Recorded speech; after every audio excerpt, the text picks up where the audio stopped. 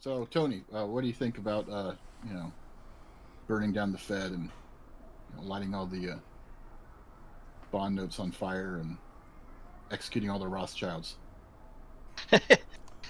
Well, like we were talking about earlier, I mean, I just think if you eliminate the Fed, you can't just eliminate it. Like, we're pretty much reliant on it. I don't even know if there's a way to wean off. But you're right, you shouldn't be. But I mean, you can't contest that we're reliant on it. To burn down the Fed would literally burn down the country. Like, so you would have to start from ground zero. What are the three countries that don't have a central bank controlled by the Rothschilds? Well, that's Iran, China, and North Korea. Yeah, what do all those governments have in common? Like, who controls the monetary system there then? They're all our enemies. Well, and that would be why. So then, what's the purpose of the Fed? To control us monetarily, so that the main purpose of the Fed is to control inflation and deflation of the money supply. Right. But it's the bank of banks. Naturally, it's there to make money. That's what banks are there for. Banks are there to turn a profit. How do they make money? We talked about this earlier. When they sell notes to the government at an interest rate, they print off money, trade it for bonds at an interest rate. Where do those bonds go? They don't just hold on to those bonds collecting interest. They actually sell those bonds to China. China's the biggest buyer of our debt. And then China collects the interest on it. Well, welcome to the show. Yes, welcome to the Jake and Drake show. I'm Jake. I'm Drake. And we're sitting down a Sunday conversation with our buddy Tony.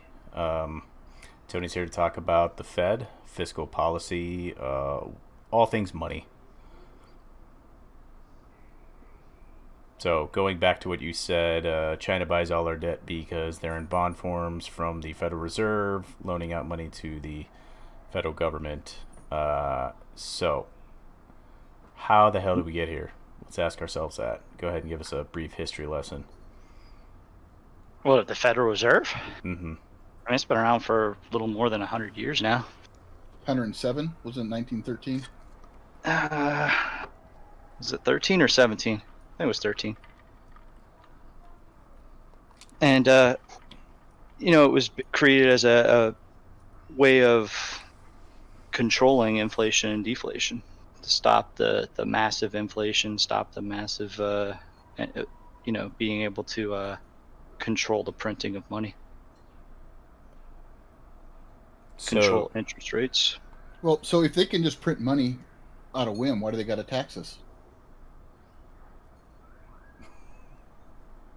Well, the taxes, I mean, as far as like income taxes, that came out at the same time. I don't believe in taxes at all. But where does the tax money go? I mean, if we're $28 trillion in debt at this point, where is that $28 trillion? Who where is it? Bullshit. I mean, you're saying, you keep saying Rothschilds or whatever. So let's say that they have $28 trillion, right? They have all this money. Like, what are they doing with it? Well, $28 trillion.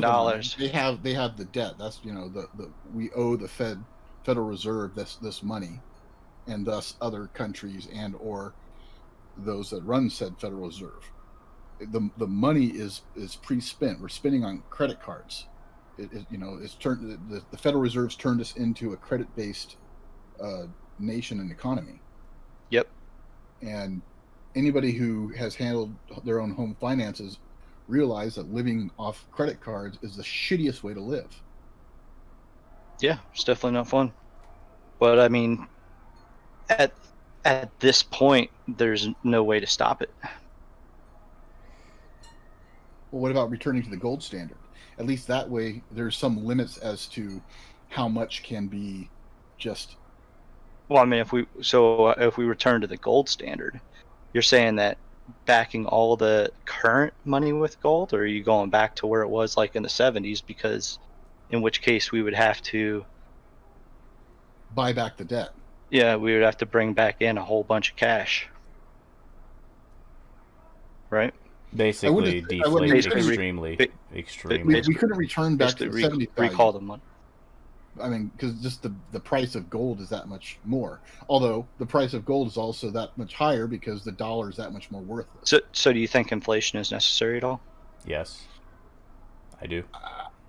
It's 100% necessary. It's like I mean, if you had like 100 people, if you had 100 people and everybody gets $1, there's $100 in circulation. They're all trading money around and everything.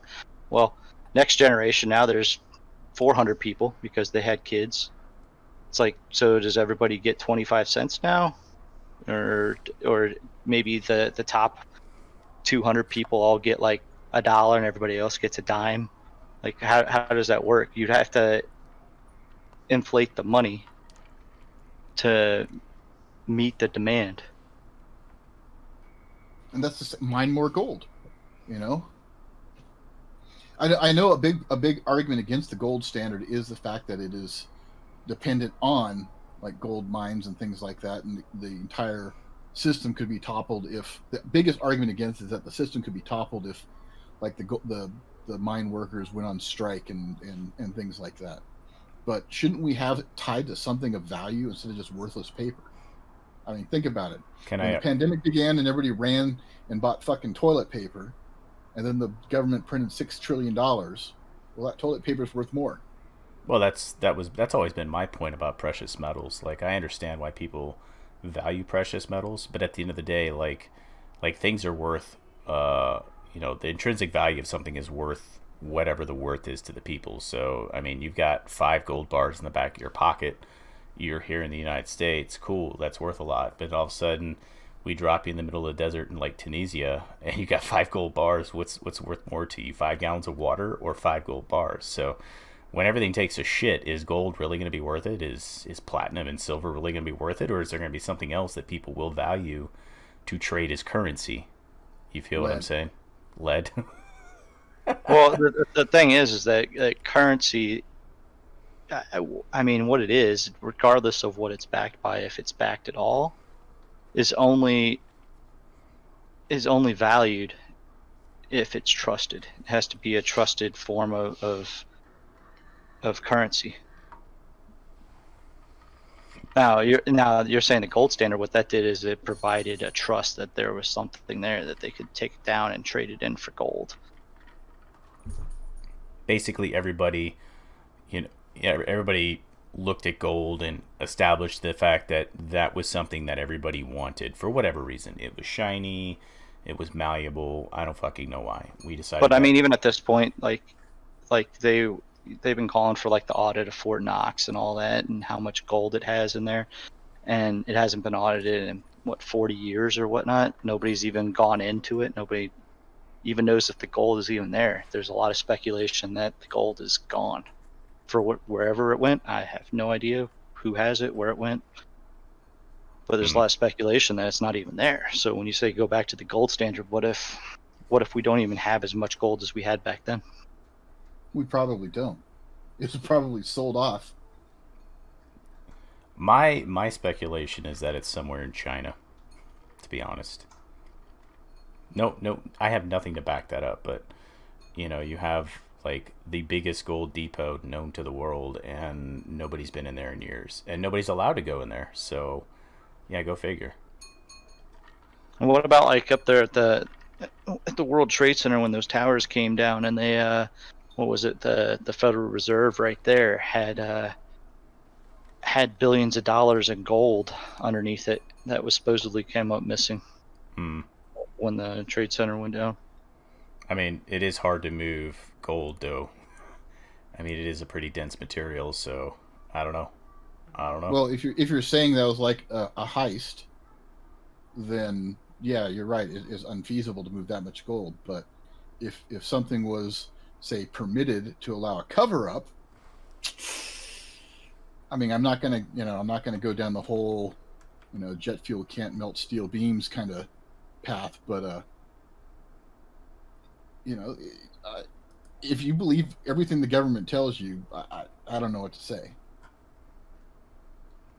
So I have a question, right? So, getting away from the gold standard, I actually have a question that I don't know too much about. So you have the Federal Reserve, right? The Fed, and they're just basically a board of dudes that decide interest rates. They decide, if they're gonna give the government more money or what have you, right? In a nutshell, right? It's like a board of trustees on a bank, right? It's exactly what it is. Mm-hmm. Right. So, Sure. so you have the secretary. What's his name? Mnuchin. Secretary of Treasury. Yeah. Yeah. Yeah. So what's his role? What does he do? I mean, he should be the guy that's doing what the Federal Reserve's doing. So, According to the Constitution, only Congress has the ability to coin money, right? Correct. And they do it through the Treasury. Correct. He's the Secretary of Treasury that should be doing what Congress wishes. So you have this private entity, this board of trustees that run a bank, right? And you have Mnuchin, who's a cabinet. That is a cabinet appointee, right? So, being that he is an extension of the executive branch, what can he really do with the Fed? Like, what is his role, or does he influence decisions based off of what his boss echo? Is he echoing what his boss says? Like, what does he do? What is his? I mean, we know what his job is supposed to be, but what does he do? What has he done or she done? He's probably more like a liaison to, like the middleman between the president and the Fed. Mm-hmm. So basically, the president says, "Oh, we need more money in circulation, or we need less money. We need these interest rates to come up a couple points." So he lobbies that towards this trustee, this group of trustees. That's essentially what he does.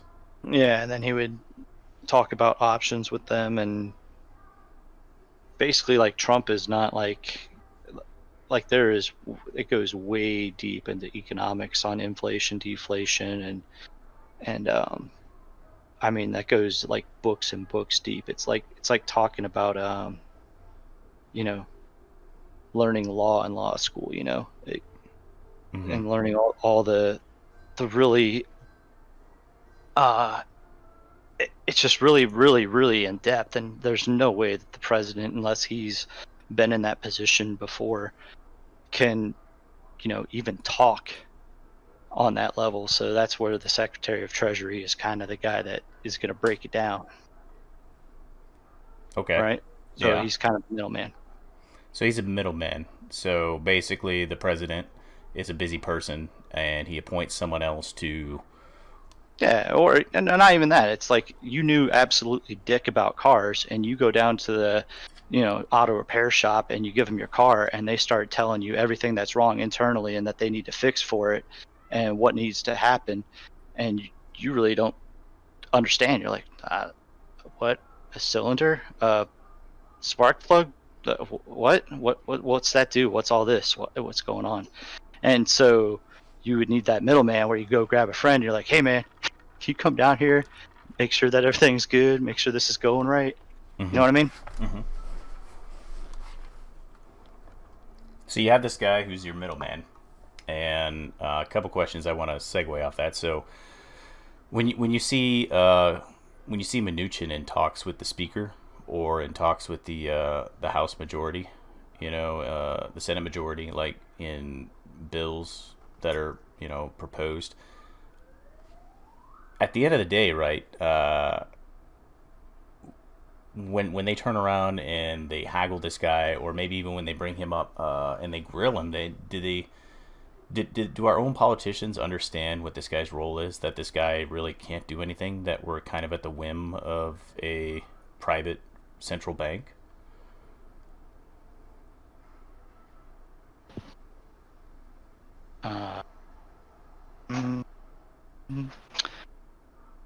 I mean, are we at? You're asking if we're just allowing the central bank, they have full control? Is that what you're saying? Well, for one, I would ask you. This is an opinion piece. So the first part of the question I would be is: do you feel what you see from people on the left side or the right side, blue team, red team, middle team, whoever? Do you feel that they understand how the Federal Reserve works? No, Not at all. not at all. I think that's obvious in a lot of comments they make, especially like more vocal ones like AOC. Whew. She obviously has no idea how modern economics or the financial system in America works. Mm. And I think a lot of the not biased at all, but I think a lot of Democrats don't understand how it works. Mm-hmm. If they did, they wouldn't be talking about all these programs that they want to create and like, where's the money come from? Where does it come from? All these programs. So it's like it's like every president that comes up, especially the Democrats. They're very it's like they have to leave their footprint. FDR left the big footprint with this New Deal, right?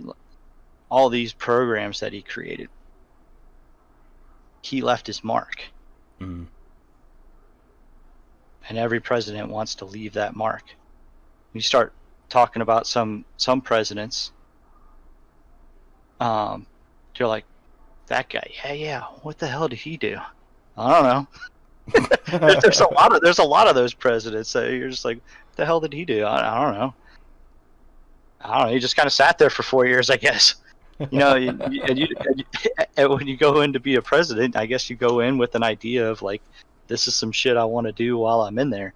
And so here we are, like 50 presidents deep, almost, and we got like everyone's got to like create their own program, create their own thing, and government just keeps getting bigger and bigger for it. And really, it's like, what made the Union great was that we had a government that left us the hell alone. That's all I really want. Leave me alone. So I think a lot of our government officials would do well if they studied economics like Milton Friedman or Murray Rothbard. They just need to. They're too into just making up money, conjuring money out of thin air like fucking magic. But all that does is devalue everything else. But it is necessary. It is necessary to create more money, though. I do understand that need to create more money, but when we're talking about the taxes, because I know that's a sensitive issue for Darian, break it down for us. Like if I get a pay stub, okay, and there's some money taken out of it, and it tells you this money, this money, this money.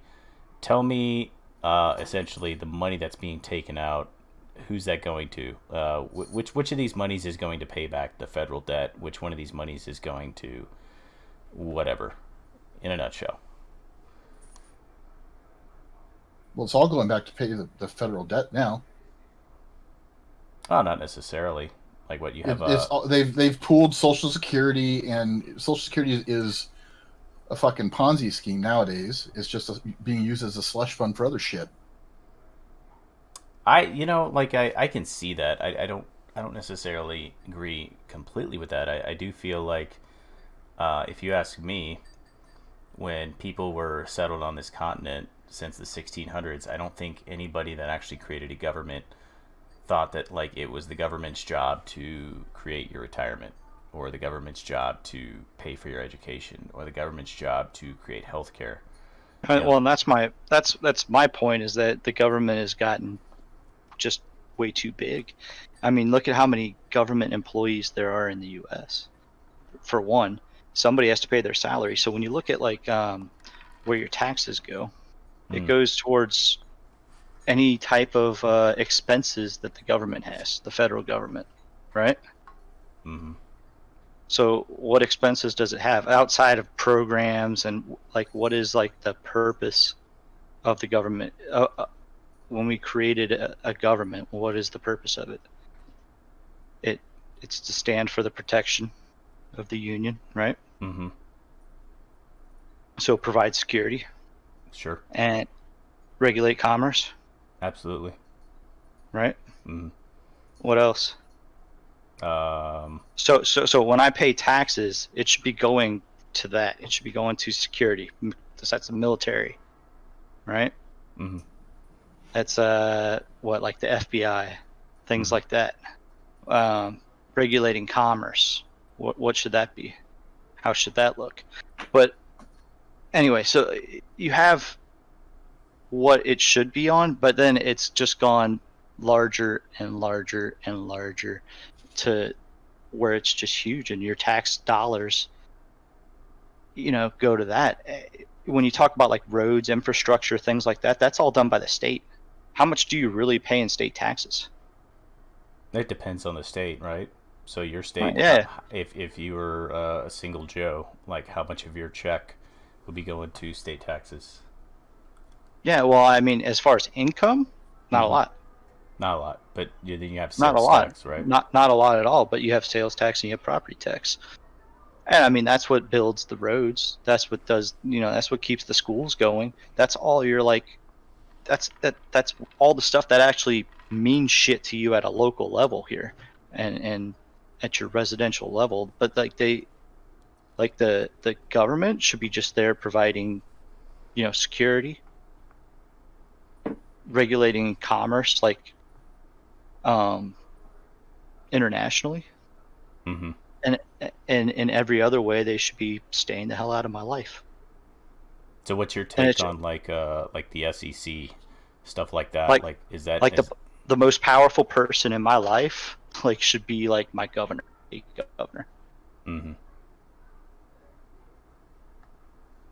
So what about all these other commissions and committees that the government is has? Like, should those be around? Should we have a Securities and Exchange Commission? Is that part of commerce? That would probably be part of the commerce. And obviously, but it'd be other things like EPA. Is EPA necessary? Environmental Protection Agency. I don't know. Is it? Darian, what do you think? EPA necessary? I don't think 90% of the government entities are necessary. I mean, under the current system that we're running, which everybody calls capitalism, but really is corporatism, then you're gonna need some people to be able to look over and make sure that people aren't being dickheads. But if we return to the original intent and personal responsibility and held the corporations and what accountable for the shit that they actually do, no, none of that's necessary. The ATF, fuck no, it's not necessary. Unless you've got dog problems and you need to get your neighbor's dog killed or some shit. They just 90% of the government entities don't need to exist. We need the military, we need the judicial, legislative, executive branches, and that's about fucking it. We can take care of our own fucking roads, we can take care of our own fucking policing, and yeah. That's another thing I wondered. So when you were talking about it's the state's job to be dealing with schools, dealing with the policing, dealing with roads, like a lot of these states, they still get, they still have federal funding out there for schools. They have federal funding out there for roads. They have federal funding out there for police. So, when we're talking about the person you should be concerned with is your governor, and obviously, your mayor, and maybe city council, maybe school board, if you want to go that far. How do we get to the point that like the federal government is involved in all these federalism policies? That's just purely government bloat, man. Well, yeah, I figure it is, but I was seeing if our if Tony could give us some insight as to how the hell we got here. Failed representatives. Failed representatives. Kickbacks, bribes, unions. If you vote for me, then I'll make sure you get school funding, kind of thing. If you vote for me, I'll make sure your roads are fixed. I don't know. a big part of it comes down to the corruption of unions. You know, I believe that unions had a good intent in the beginning in worker protection and worker rights and things like that. But they've now turned into political machines. Kind of almost feel like we don't need representatives anymore. We don't need senators. We don't need that. Why is that? I mean, well, you had a representative. He represents you in your district. And what that meant back in the day was that, you know, before cars and everything were created, this guy, you know, spoke on behalf of your district and what you guys wanted and what best suited your district. I mean, if you had a district that was, you know, let's say that you were full of immigrants. Maybe you're right down there in El Paso back in the day, and it was just nothing but a bunch of immigrants in El Paso at the time. And they're about ready to pass some immigration law that's going to kick everybody out, or, you know, make them less American in some way, or make them, you know, pay more in taxes because they're immigrants. Like your representative would go there and be like, whoa, wait, that's not cool for us. We're going to vote that down, you know, because it's not best for your district. Right. But I think almost like now it's almost like we have and back then you didn't have cars, you didn't have viable ways of communicating, so in a very fast fashion anyway. So you had your representative go there in Washington, speak on your behalf on what he thought would be best for you and what he thought that the majority of people in his district would want. That was the purpose. So, but now we're in a time where I don't need this dude to talk for me. I have communication available in the palm of my hand on my phone. If you want to know whether or not I want, you know, to create an Obamacare program, or if I want Obamacare to be passed, ask me. So you're saying back in the day it was like a town hall? Dude would show up, people would voice their opinion. It's almost like, it's almost like that. Yeah, and you don't need that anymore. You don't need that. Just everything should be like put to vote. So are you then, hold on a second. I want to interject on that. Are you then suggesting reverting to a pure democracy versus a republic? Yeah. Well, a Democratic republic is based on the senator and representation in Congress. Right, whereas, but with a pure democracy, we're going to end up with dickheads in California telling me what I can do in Idaho. Well, I mean, we still have the executive branch oversight. There's still the three. So like they would be, the three powers. Mm-hmm. Well, if we don't have representatives sent there, who would be the legislative branch? Us. So the legislative branch, consisting of the Senate and the House, would be people via Twitter or whatever means of communication we are voicing our opinion. There should be some type of secure voting system on an app, and it puts out the information. And no, it's not a 1,000-page document. Mm-hmm. And it's not in literally like stupid fucking lawyer speak. Yeah, it's not in lawyer speak. It's going to be bullet pointed. Here's all the pros. Here's all the cons. What do you think? And you can be like, yay or nay. Mm-hmm. And then the president can. And you know what would come out? You know what would come out? We'd be like, whoa. What's this $50 million pump right here in the bottom here for Exxon Mobil? Who the fuck put that in there? Yeah. No, we're not okay with that. You know what I mean? Like yeah, I see all that shit would come out. Take out the middleman, essentially, is what you're saying, because the middleman was necessary because not everybody. The middleman is getting money under the table. The middleman is making deals on the side. All that shit, you know. I got you. I'm picking up what you're putting down. What about term limits? Why not advocate for term limits, where we end up with people, or right now the situations we've got people who are career politicians their whole life. You know. Okay, so tell me how the ball gets rolling on that one. That would be an amendment, right? Yes. require state ratification and representative. That would have to go through the legislative branch, right? And So you're talking about the 39 legislative states. branch putting a limit on themselves. Mm-hmm. So that's never gonna get off the floor. Like never ever gonna get off the floor.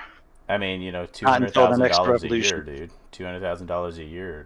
I mean, it's kind of hard to put that away, right? And When you only and the work like fluff. what? How many days a year do they work? They work like 100 and they go to work less than kids go to school. I think kids go to school about 188 days, an average in each state, and I think these guys work less than that and make 200K. Of course, if you're Most of them miss like all the important votes and everything. Like they're like, I was gonna shoot that down anyway. I'm just gonna skip it. Fuck it.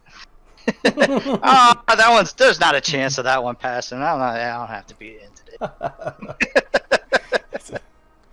That's crazy. So when we look at our federal tax, right, and we're paying what, FICA, we're paying Medicare.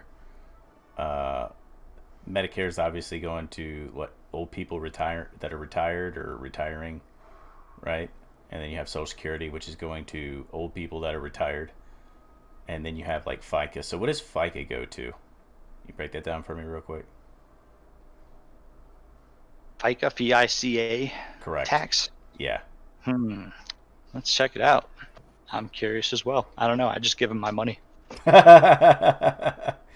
I guess what I want to know is of the money that we pay, because in Texas there's no state tax, but I know in Idaho and Virginia there's state tax. So in Texas there's no state tax. So when I forecast like how much money I'm going to get when I get a promotion, or I get that every 2 year, the yearly raise I get and the one I get every 2 years, I always take off 30%. And people, they don't think that's a big deal, but it's like, dude, that's 30% of your money gone. You never see it. And considering some of the programs it goes to, you will never see it, right? Like you said earlier, Darian, it's a Ponzi scheme. Like, I save for my own retirement because I know that shit's not going to be there when I want to retire. But 30% off the top. And that's not counting state taxes. What's the state tax like in Idaho, Darian? It says FICA taxes. It says FICA tax is a combination of Social Security and Medicare. Yeah, FICA is the federal insurance something. Combination, yeah. Well, hold on.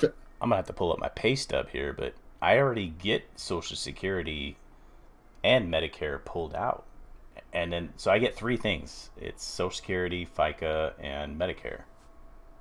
And I want to say FICA came around later. That was like something in like the early 80s or whatnot, and that when they realized it was a Ponzi scheme and it was going to collapse if they didn't take more of your money. Exactly. They realized that there wasn't enough. So basically, like the Social Security is supposed to be you saving up for your retirement. Essentially, that's going in. Not even that. Social Security was supposed to be a backup plan. Social Security was supposed to be, like insurance, right? Not your retirement fucking plan. But you could opt out of it. You could opt out of it back in the day. Yes. Like the way that it was created, you could opt out. So if you were responsible and you had a 401k, or maybe you had a pension plan through your company, you could opt out of Social Security tax. That was at one point, yeah. Yeah, that was at one point, I think. Mm. So I mean, the Social Security and the Medicare are supposed to be like where it's being saved away for you, but really it's not. It's going in some slush account. It's going into the account, but they raid the account on the regular. And it's announced when they raid it. I mean, it's been raided like probably about 3-4 times in the past 30 years. What'd they raid it for? The only one I can recall, I don't know about the most recent ones, but the one I know of was like late 70s, I want to say. Mm-hmm. And I think that was for some type of economic relief due to like, remember when the gasoline shortage and all that shit was going on? That's exactly what I was thinking. Yeah. Yeah, it was during that time. But then the other one, that FICA, is actually going to basically kind of plus up and help pay for current benefits being paid out because they raided the pot and there isn't enough in there. Going back on what Darian said, like Social Security was not for retirement. Social Security was for you got laid off and you got paid some money in the meantime, right? Just correct me if I'm that's wrong. unemployment. That's the unemployment. No, it was for that too, but it definitely was for retirement for retirement and disability as well. Those were like the main purposes of it, were retirement and disability. Yes, disability. Basically, it's meant to keep people off the streets if they're unable to work. So if they're laid off, if they're disabled, or if they get a note from their doctor saying that they're too antisocial, then they can get their check too. Does that actually exist? That's out of control. And that's how you know it's out of control. How do you know that's out of control? Because more and more people are coming up with bullshit excuses with all these new diagnoses and whatnot for mental health issues. The prevalence of mental health issues is partially profitable to the people who are diagnosed. Because they can stay home with their, 4-year degree in underwater basket weaving and liberal arts and collect a check from the government and then whine about how bad everything, capitalism is on the internet. All right, because they can't afford the brand new iPhone or the whatever. Let me probe this dude's brain real quick. So, current fiscal policy, the way things are working with the House, the Senate, the executive branch, and the Fed. I guess first question, is there going to be a Trump check coming in the mail before the election? Your opinion? Before? No. I think they're trying to pork barrel the shit out of it, and he is. That's why they're negotiating. Yeah, these negotiations. There's really nothing to negotiate. We're talking about like how much we're going to pay the American people. What are we going? No, it's the fact it's 1,000 pages long. Really, we're talking about the bulk of it being 2 payments. One to the American people. We're talking like a small business side of it, things like that. But yet it's going to be like 1,200 pages long, this law, right? Right. And that's because it's going to be pork barreled all to hell, all the other entities that are going to get 30 million here and 40 million there. Trump said that he'd sign the bill immediately if it came with just money going to the American people. But they don't want to do that because how else are they going to get money for their bullshit programs and everything? Naked spotted newt. Well, they already got them for the bullshit programs. From what I understood, they're going and trying to fill the coffers of failed state budgets, right? And the states that refuse to quell riots. Like, there's nothing to see here. And then millions of dollars worth of damage in the city. So that, from what I understood, billions. Well, billions, globally, around the United States, but millions when you consider the states and the cities in which these things occurred. But so you don't see anything happening between now and the election. Okay, cool. So the next question. The other reason is they don't want that. If the citizens get that before the election, then they our current government's actually getting shit done. I got my Trump change. Yep. And that's what it's going to be called, is the Trump Trump change. Yep. And so that makes him look good going into the election. So I'm sure they're pork barreling the shit out of it just so that it keeps getting turned down. They don't want to look like they're not negotiating, but they're just going to put some shit out there. Yeah, we're going to need $3 billion to schools. What? That's not and we're going to need $10 billion for this and $20 billion. And meanwhile, they're just like, we're like, whatever, get out of here. And it's just never going to get anything done. It's that their whole idea is to just put something that's way out in left field on the table so that it gets shot down. So I'm going to run something by you, okay? Hypothetical. Okay. So, Tony, you are Larry Kudlow. You're Larry Kudlow for a year. The election's already been decided. Let's say the incumbent wins. Okay. What is your, I guess, you can go as in depth as you want to, but what would be your economic plan to, get the United States back to where it was or past where it was, prior to January? You're Larry Kudlow. This is your game plan. What are you doing? You said prior to January? Yeah. Like before pre-COVID? Yeah, pre-COVID. I mean, we're still in COVID, so I mean. Mm-hmm. No, I mean, yeah, we've only got a couple more weeks of COVID, so. Yeah, like we said, we all know that COVID after the election, it's just gonna magically go away.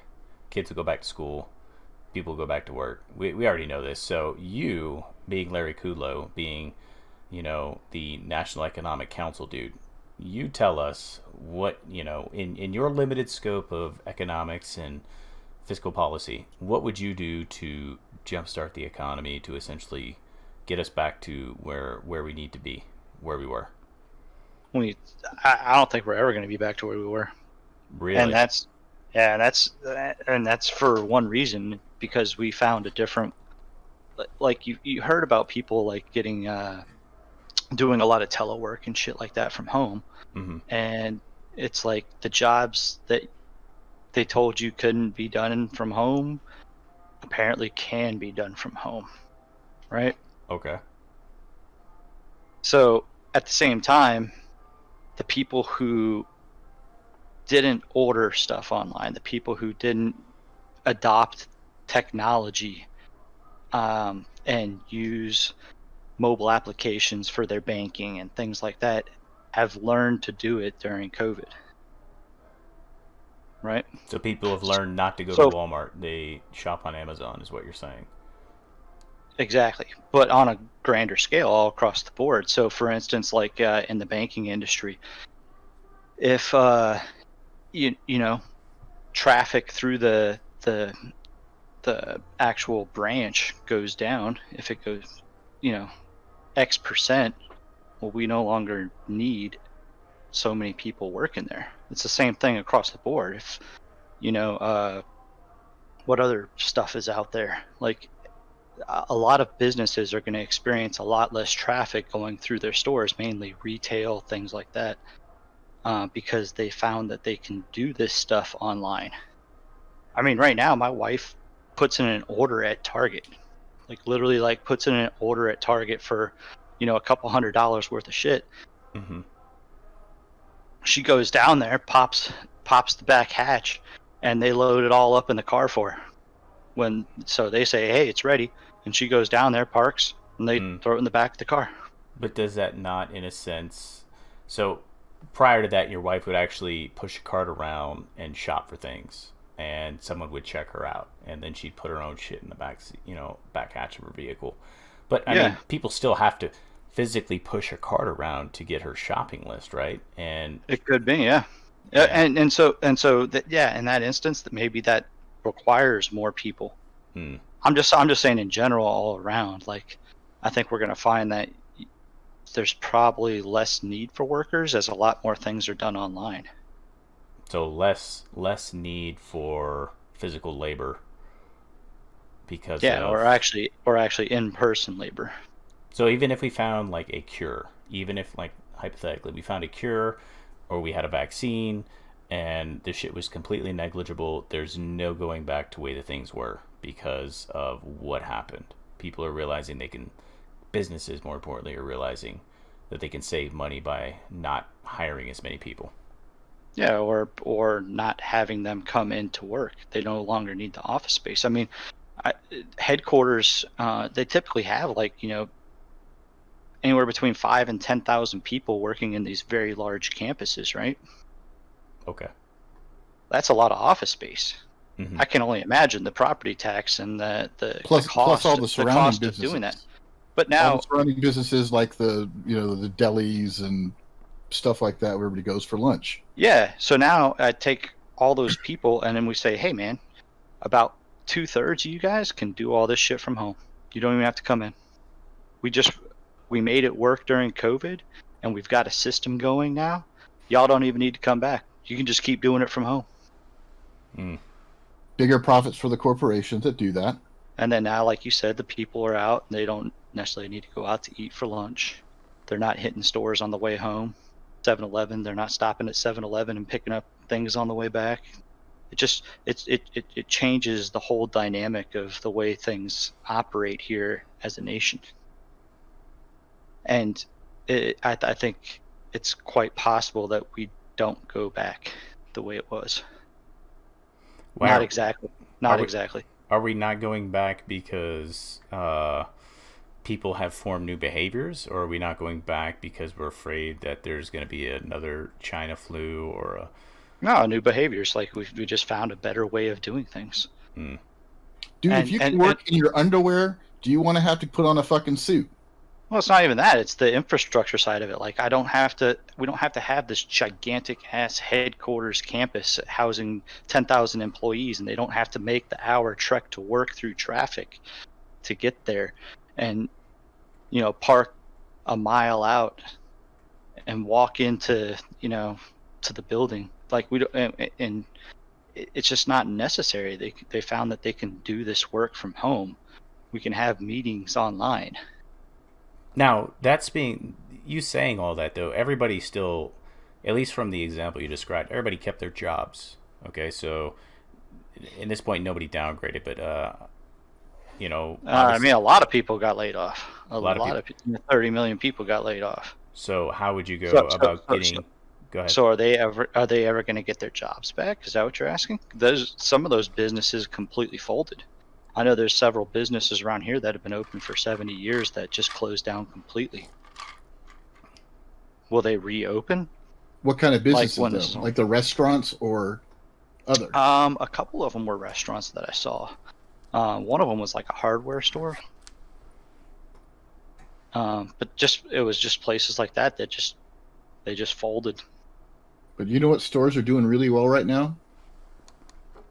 Gun stores.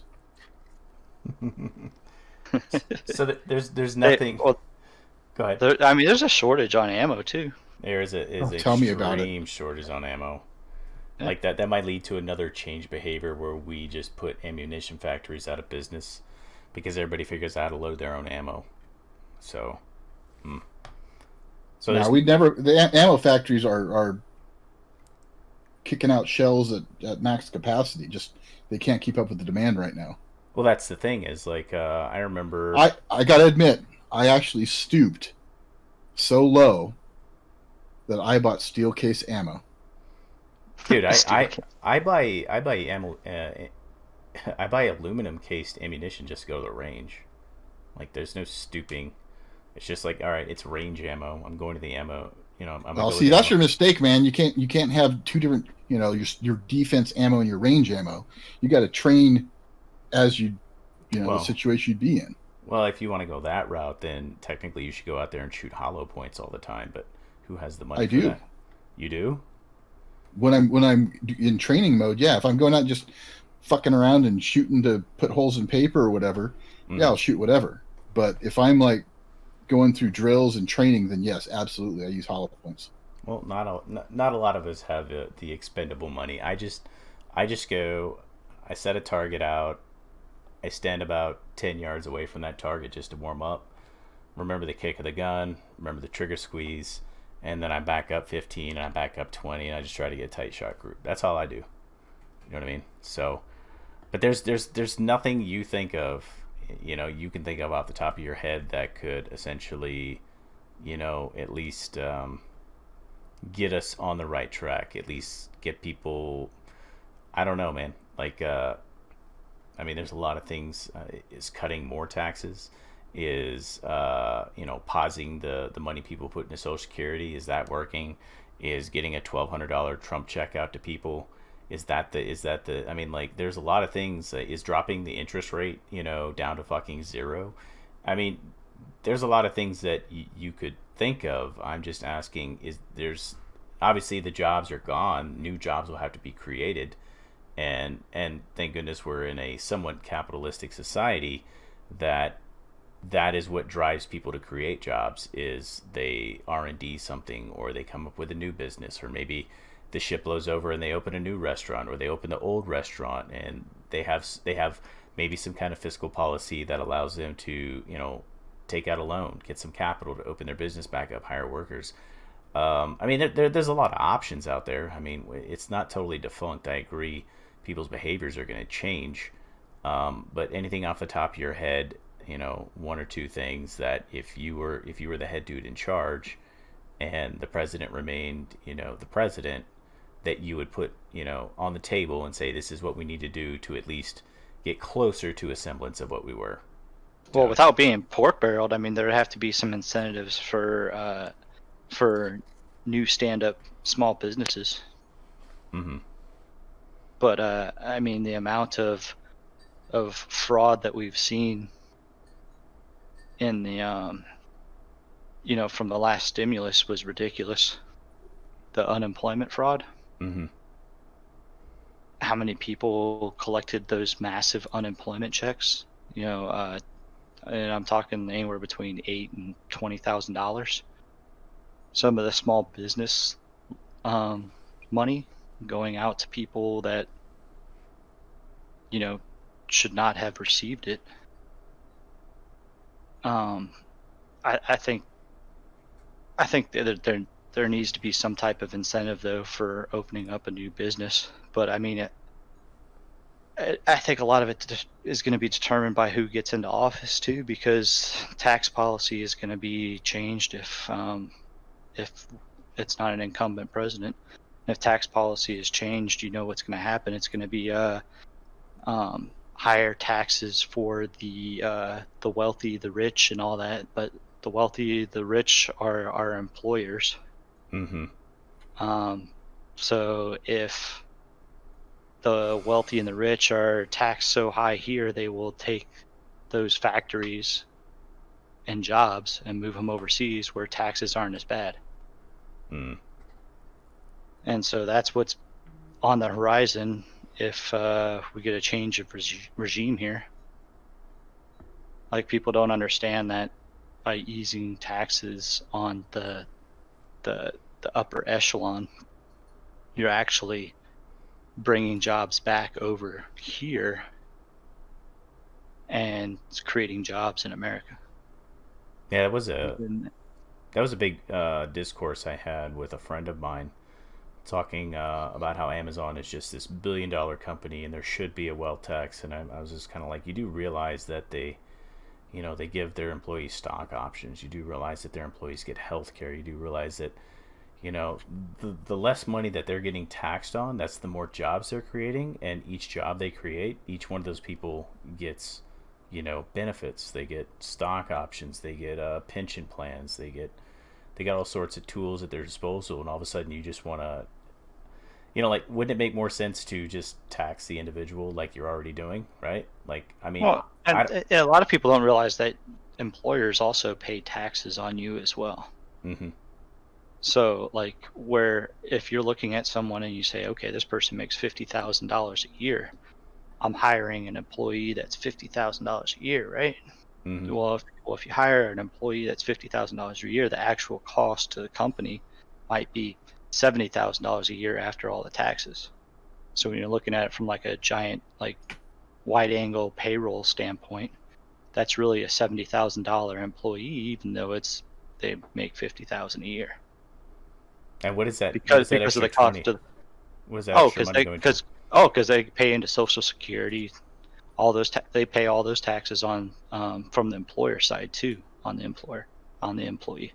I was only aware of like the unemployment that they, each time they hire someone they pay into unemployment. No, there's supposed to be like a Social Security. Okay, so $20,000. I mean, I know you're. It might be it might be yeah. That's not even close to exact. That might be way much or not enough. I'm not sure. I want to say it's the FICA that they pay also. But in turn, you essentially get someone that can contribute to the market itself. somebody's got, $50,000 gross. I mean, Yeah, so post-gross, when you look at what this is, so just by a quick search on it, what is the Federal Insurance Contributions Act? The Federal Insurance Contributions Act is a U.S. law that mandates a payroll tax on the paychecks of employees as well as contributions from employers to fund the Social Security and Medicare programs. Mm-hmm. So is it more? Current rate of it is, I think it's like a total of like 8% or something like that. It's like 6 and some change for one, and then like 1 and some change for the other. Mm-hmm. So again, that 20,000 was like way off then.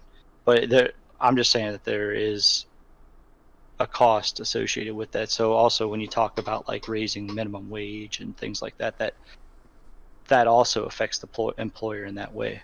So if they increase it from like $7 or $8 an hour, or let's say they pay all their employees $10 an hour, mm-hmm. and then now we want to raise them to 15. Mm-hmm.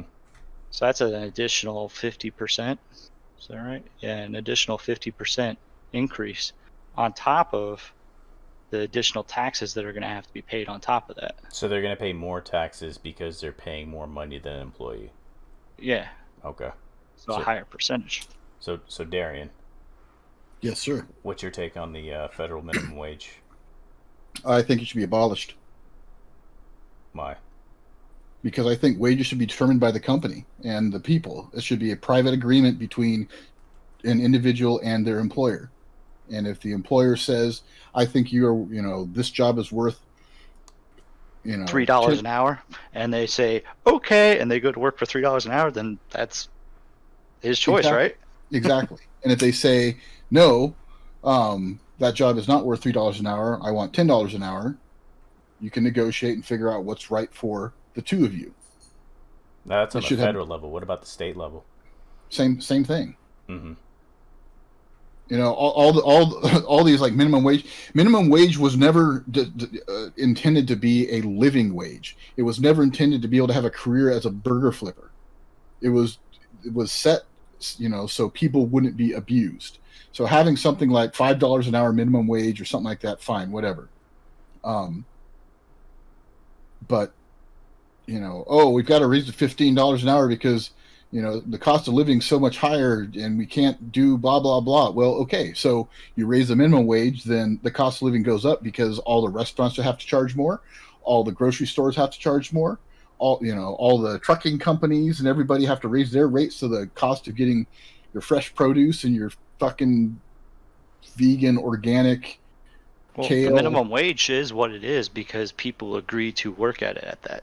Mm-hmm. If they couldn't hire somebody because they're offering $8 an hour and it keeps getting turned down, then they would raise it to $10 an hour and find out if they can cast the line out there again and see if they can catch somebody. No, I agree with you. I remember when In-N-Out Burger was paying like $10 an hour, but the minimum wage I think was $4.25 at the time, and people would do everything they could to get a job at In-N-Out Burger because you were getting top talent. It was created competition. Exactly, and by setting this rate, I can work at Burger King and just fuck off and work high or whatever. That's the kind of bullshit that we get with that. The government should have no fucking business interfering between a transaction between two individuals. So what about and I just say this is what if you just didn't pay people by the hour? What if you signed people on salary? So what if it said, all right, you're a level 1? They still have the laws like that adhere to minimum wage and so on and so forth. You can only salary people in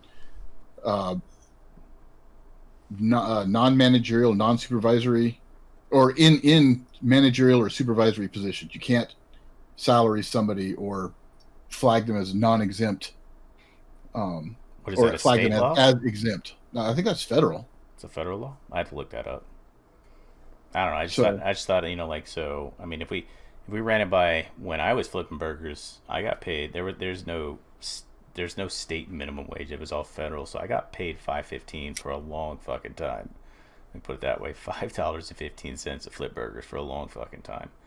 Dude, I never made. Wow, I think the lowest I think when my very first job I got paid $8 an hour, and I'm God older than damn. you. Well, yeah, dude. Like I was, from the time I was 16 up until I went and worked a welding job, I was making 5.15, and then when I worked a welding job, which was even harder, I made 6.50 an hour, and it was worse working conditions, and the hours were worse. But when I worked at the burger joint, I very rarely made overtime because they would always cut my hours about 38. But yeah, I learned the hard way of finding better jobs. And I think that's what everybody should want to do. Everybody should want to strive to either renegotiate their wage, because I did several times working minimum wage. Hey, can I get a raise? Can I get a raise? Oh, our because we were a franchisee. Oh, Travis won't let us. And I'm like, okay. So then I kept flipping, and then I went and got a different job, and then I went back to the first job, and then eventually at some point I was like, you know what? I'm just gonna go to school, and then I'm gonna join the army, and I don't know what the fuck I'm gonna do, but like striving to get paid more for what you're worth, essentially. I don't think people understand that whole, if you're gonna do a minimal task job, then you shouldn't be demanding like top tier dollar for it. You know what I mean? I don't know. And that's what the problem is. That's what we're running into. I mean, shop people are cutting hours. Okay, well, I've got to pay you $15 an hour. We're going to cut the staff, so you're going to be working more, and We're gonna increase the price of the product. we're going to increase the price of the product, and we're going to cut hours. So because we can't, just pay you. Oh well, we slow down during this time of day. I guess sending you home, kind of thing. You know what's It's funny was Comrade Bernie found that out. Did you remember that a few months back when Bernie was still running in the Democratic primary? Like somebody pointed out that based on the hours that his staffers work, like as his bottom tier staffers, they weren't getting paid the livable minimum wage. So essentially, what he did was he halved their hours.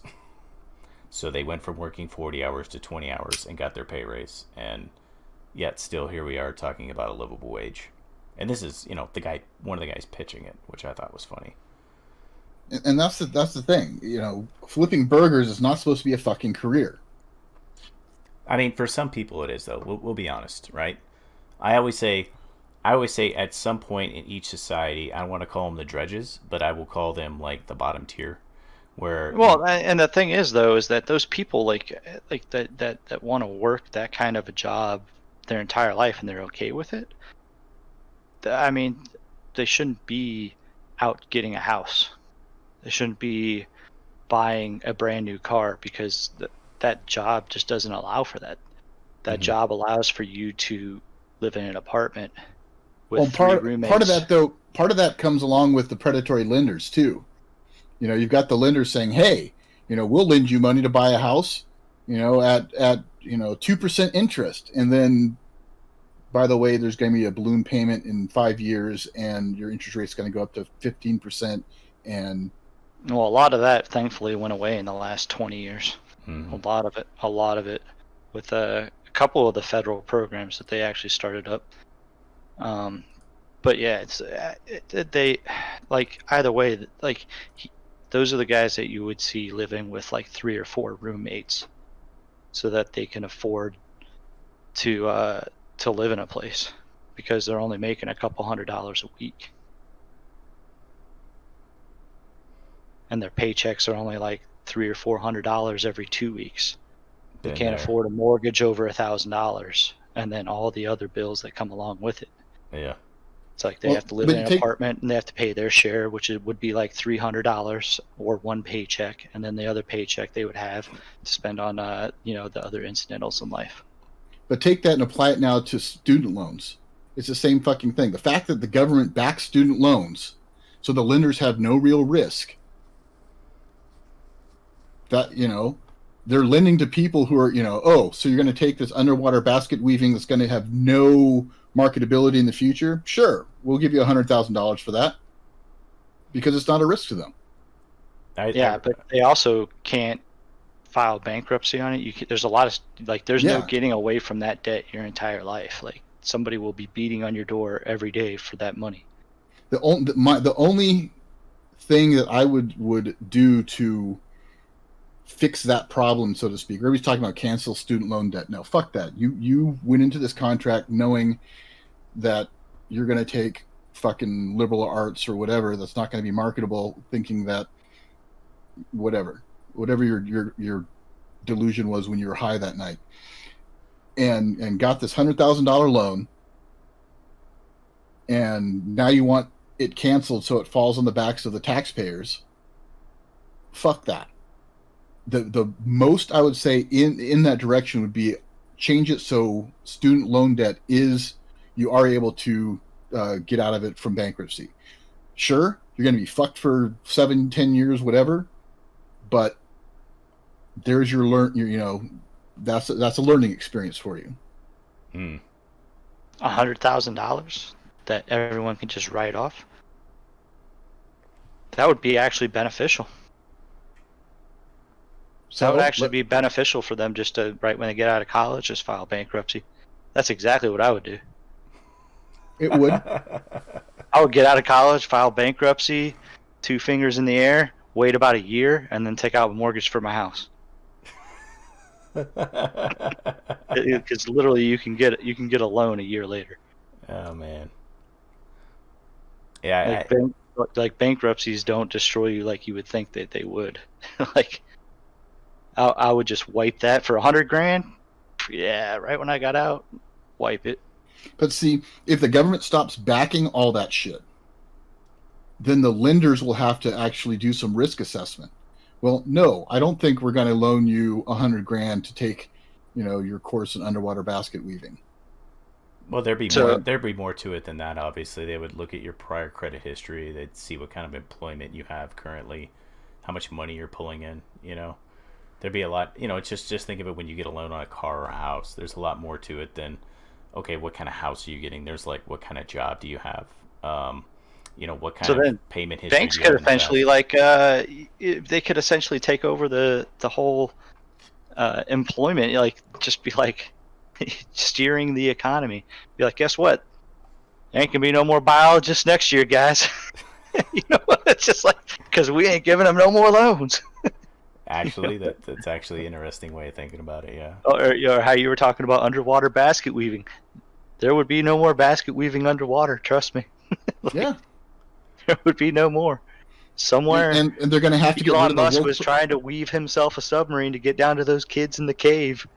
And there wouldn't be anybody available because they didn't get a loan.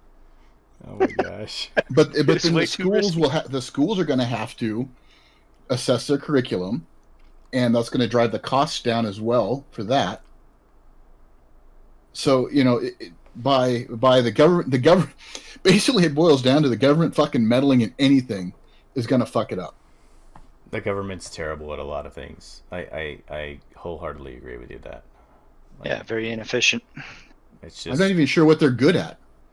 They are good at militarization. Yeah, that's what they're good at. The contract. Well, yeah. They are good at keeping, like, for the most part, America. Like, I don't think. But what do? They fucking hire contractors. They hire the A-list contractors, go out there and take care of the nasty shit. Well, that's more for, that's because of the regions that they're in. If obviously, if you have like people wearing the uniform, you can't have them go shoot up a mosque. That would be terrible publicity. But if you hire a bunch of people with Cro-Magnon beards and AK-47s and like level 4 body armors to go do it, I mean, you get the job done, you accomplish the mission, and you keep yourself clean. That's totally different, I mean, and plus when you're talking about like small missions like that, it's a lot more. Just think of the military like the government. Like, the military is it is very inefficient at doing those things because it is like a set thing. Whereas when you have like those smaller teams, when you're talking about like special forces, because essentially that's what you're talking about, private contracted special forces. You're talking about people that have like everybody on their team. Like, I mean, let's talk about what I do. Like, I don't do any of that training, nor would I have time to know how to deal with weapons of mass destruction or civil authority or any of the training those guys through, because of what the hell I do every day. And when you talk about those guys, like each one of those guys on like an 8-man team, if one of them goes down, the other guy knows how to defuse a bomb. He knows how to talk in fucking Russian. He also knows he's done his research on, Ukraine policy. So, when you talk about hiring contractors, like, yeah, it's funny, but there's a reason we hire contractors to do that shit. They're better at it, and keeps our nose clean. We don't look bad. We get what we done. We get what we need to get done. And nobody hears about it until somebody comes out later and writes a book about it. So the contractors do the dirty work, the hard work, the shit that the government doesn't want to be seen doing. Well, I mean, the last point exactly, but they don't do. You know what the hard work is? The hard work, the dirty work is not shooting somebody. That's the hard work. The hard work is going out in the streets, foot patrolling every day, handing out teddy bears, getting rocks thrown at you, not shooting somebody. Like, that's hard work. And you do that for 9 months. That's hard work. Going in and just lighting up a room, like something off an action video game or an action movie, that's not hard work. They do that stuff enough that they sleep well enough and they get paid well enough for it. So the hard work is going to work every day and trying not to make your country look bad, and most importantly, not trying to end up in jail for the rest of your life. That's hard work. But yeah, we're getting a bit off topic. Darian, go ahead. No, you go ahead. No, I have nothing else on that other than the government fucks up everything. So Tony said that there's really nothing we could do to get back to where we were. No fiscal policies you could think of. No. No. No. No, I really don't think. I really don't think it's going to go back to the way it was. Now, as far as I think this is pretty much the new norm. As far as the unemployment, that's just going to come down over time as businesses start standing back up, and maybe the foot traffic does increase slowly over time, and it constitutes them hiring more people back. But I think it's a slow process. There's nothing you can do to other than incentivize reopening businesses. Now we talked about businesses. We talked about gold standard, and we talked about very briefly the Fed. Give us your take. We'll briefly explain it, and then give us your take on the whole fiat currency and all that entails. The whole fiat currency. Mm-hmm. I mean, like I was talking to Trocar earlier and talking about that basically like the currency and its reliance on oil and the petrodollar, and the fact that we just printed off $6 trillion and it didn't inflate the currency much at all as of yet. It was a result of how much of it is in circulation, and then we have just tons of it in circulation due to the fact that we have countries all over the world buying oil in US dollars. Mm-hmm. So since there's so much out there, it's not at high risk of inflation. Even when we print off $6 trillion like that, or no, it was $3 trillion, but then there was also, I think, like a CARES Act after, or some I don't know. It was more than 3. Mm. But yeah, eventually that's gonna come crashing down. Eventually, oil's going away. You can already see like Tesla's doing their thing. That's really making waves. A lot of these other vehicle manufacturers are putting out electric vehicles, like full electric vehicles. They're even putting out electric supercars, so it's possible. As soon as like the sports cars come around, the SUVs, the bigger SUVs come around, they're putting the same power out, then I really think that oil goes away eventually. And it's going to be a whole new world when that happens. Because of the dollar's reliance on oil, there's a lot of countries out there that rely on oil for their main money maker, like Saudi Arabia for one. Mm-hmm. They don't have private companies. Their government is actually the oil company. So all oil proceeds actually go to their government. That's why their Saudi princes are like rich, because they are the benefactors of the oil industry. I say oil industry, but the oil. So that, like, their country's going to go through major issues. Like, our country's going to have to adapt and change, otherwise that dollar will most certainly collapse. Well, hopefully by then I will have my shack in the woods, and it's almost inevitable that it's going to collapse, but I think it's necessary, because what I was getting into earlier was that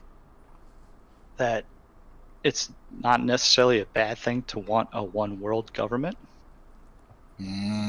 We are one civilization. I mean, when you look at a grander scheme, like I said, if there is other living beings in the universe, how would they look down at us? And like I said, I would look down on us like, you know, how some of the Europeans first looked at Native Americans when we came over here, be like, well, it's a bunch of disorganized, random tribes warring against each other.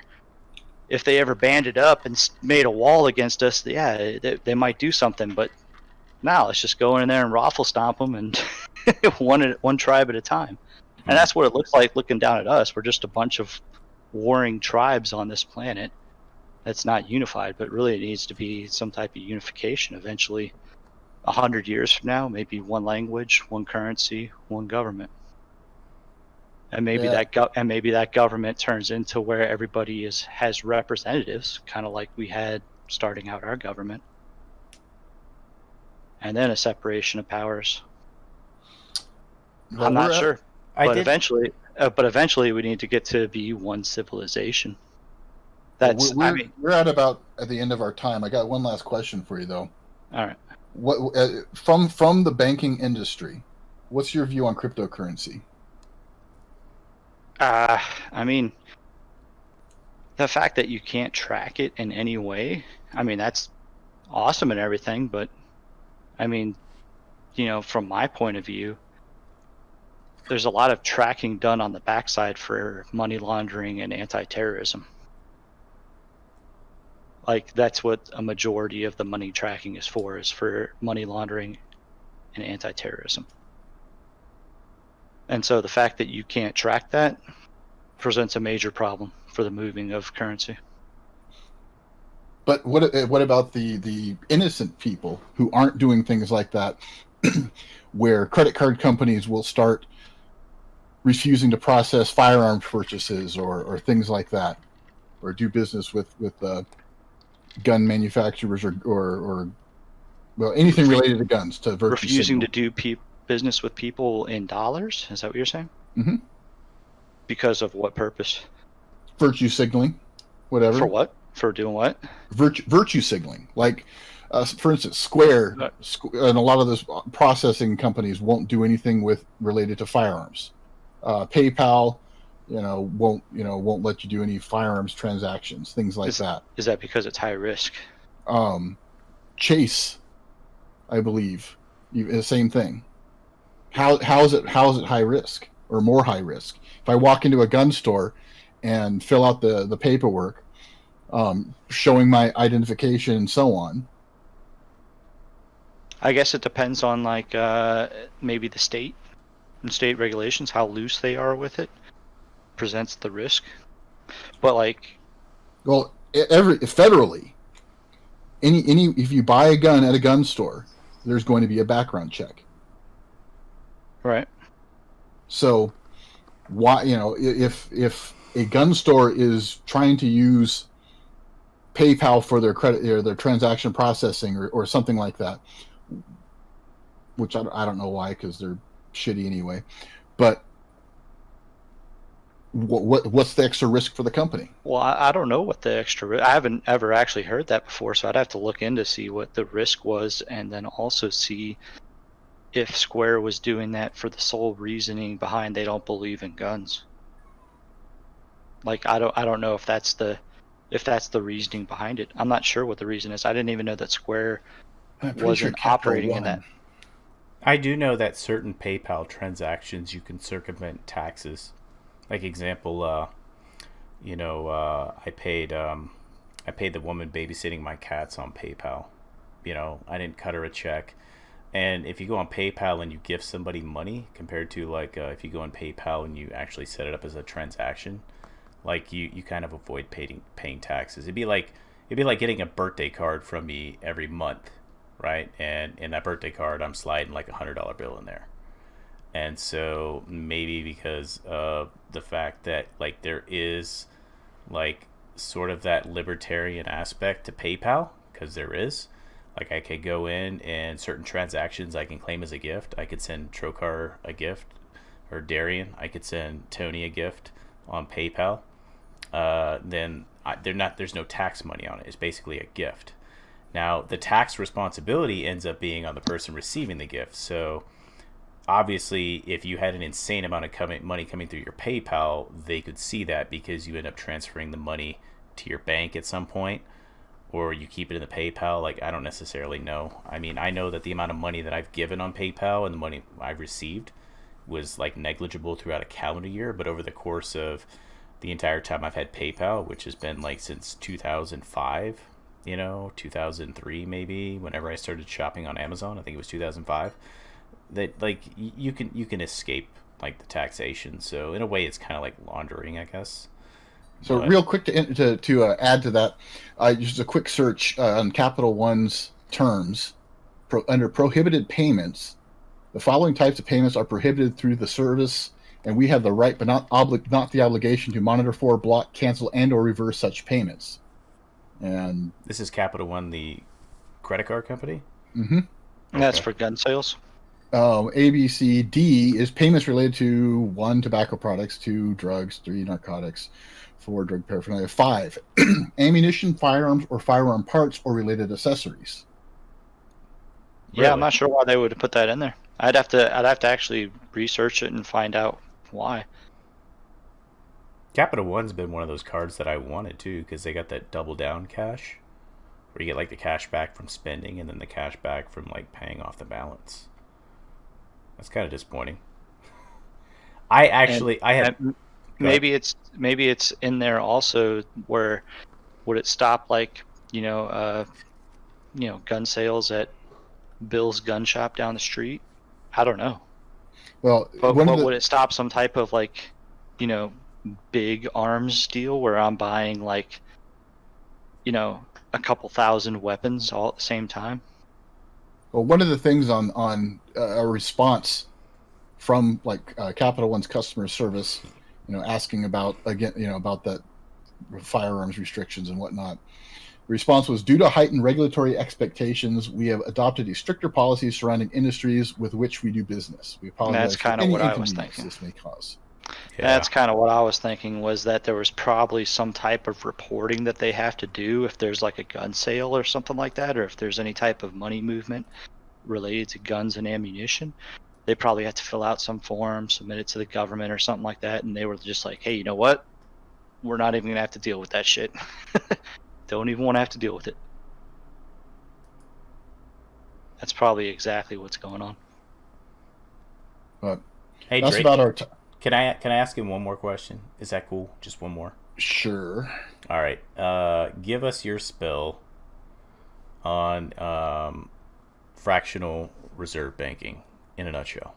Do you like it? Do you hate it? Is it necessary? Is it not necessary? In a nutshell, fractional reserve banking. It's, I mean, now we're talking modern money mechanics, right? Mm-hmm. I'm not that smart in it, in knowing whether or not it's actually necessary.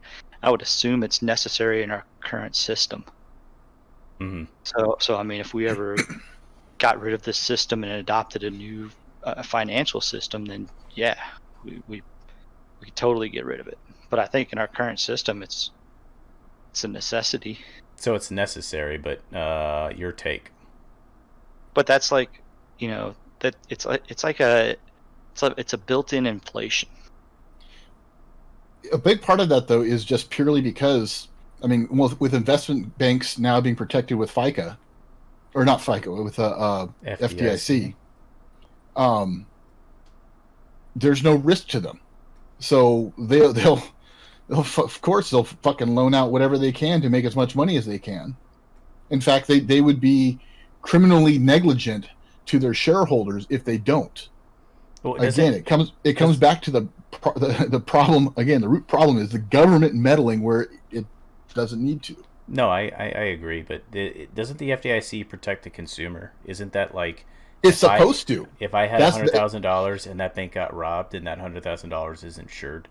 Now, if yes, I had but that last bailout thing carries it over to the investment banks. So the investment banks are now protected. It's bullshit. So the FDIC extends past the consumer to the bank making the loans. Yep. Did not know that. Who does that fall down to? But fractional reserve banking has, the mechanic of it has to do with money creation as well. Mm-hmm. So it doesn't just fall on how much they debt creation, not money creation. Well, it's all debt. But debt is money in our current system of banking. Yeah, like if there was no debt, there would be no money. That's kind of how it is. That's like go ahead. If everybody paid off all the debt, if the government paid off all the debt, there would be not $1 in circulation. That's how it works. And the more people we have, 20 years from now, when we have 600 million people in America, we need more money to sustain those people. There's going to be a need for more money. So there has to be that natural inflation.